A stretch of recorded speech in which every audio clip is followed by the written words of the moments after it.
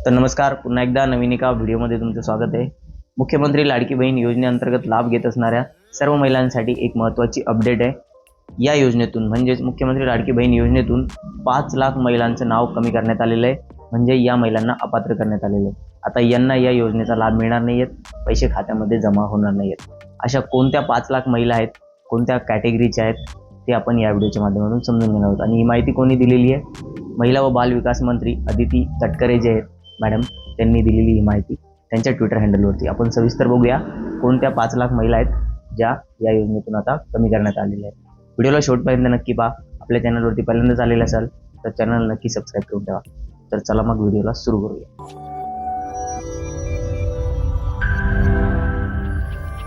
तर बघा, अदिती तटकरे यांचं हे ट्विटर हँडल आहे, इथे यांनी ही माहिती दिलेली आहे। तर बघा, दिनांक 28 जून 2024 व दिनांक 3 जुलै 2024 रोजी निर्गमित करण्यात आलेल्या शासन निर्णयानुसार, म्हणजे 28 जून व 3 जुलै या तारखेला जे काही शासन निर्णय घेण्यात आलेले होते, म्हणजे GR काढण्यात आलेले होते, त्यामध्ये काही टर्म अँड कंडिशन्स, अटी शर्ती सांगण्यात आलेल्या होत्या आणि त्याचं पालन करून आता इथे या योजनेतून या महिलांचं नाव कमी करण्यात आलेलं आहे, अशी माहिती यांनी इथे दिलेली आहे। निर्णयानुसार अपात्र ठरणाऱ्या महिलांना मुख्यमंत्री लाडकी बहीण योजनेतून वगळण्यात येत आहे।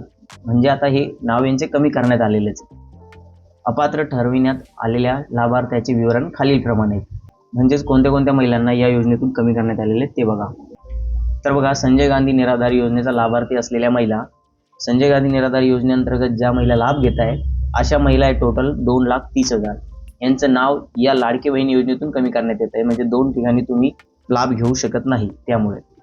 त्याचप्रमाणे बघा, वय वर्ष 65 पेक्षा जास्त असलेल्या महिला ज्या 1,10,000 आहेत यांची सुद्धा नावं इथं कमी करण्यात आलेली आहेत। म्हणजे 65 पेक्षा जास्त वय असलेल्या महिलांनी सुद्धा फॉर्म भरले होते आणि त्यांचे सुद्धा फॉर्म इथं अप्रूव्ह करण्यात आलेले होते आणि त्यांना आतापर्यंत लाभ मिळत होता, पण आता यांची नावं इथं कमी करण्यात आलेली आहेत। त्याचप्रमाणे बघा, कुटुंबातील सदस्यांच्या नावे 4 चाकी गाडी असल्यास, नमो शक्ती योजनेचा लाभार्थी असल्यास, स्वेच्छेने योजनेतून नाव मागे घेणाऱ्या महिला, म्हणजे बघा 3 प्रकारच्या महिला यामध्ये देण्यात आलेल्या आहेत।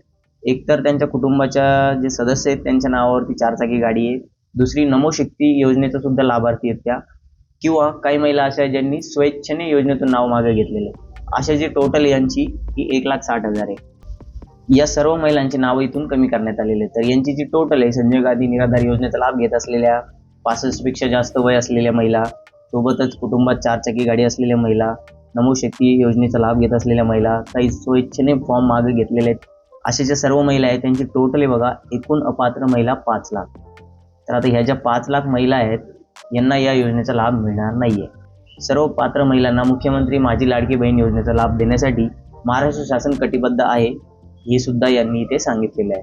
म्हणजे ज्या पात्र महिला आहेत त्यांना तर पैसे नक्कीच मिळणार आहेत, पण आता ह्या ज्या 5 लाख महिला आहेत यांचं नाव या योजनेतून कमी करण्यात आलेलं आहे।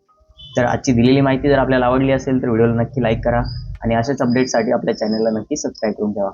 भेटूया नवीन व्हिडिओमध्ये, तोपर्यंत धन्यवाद।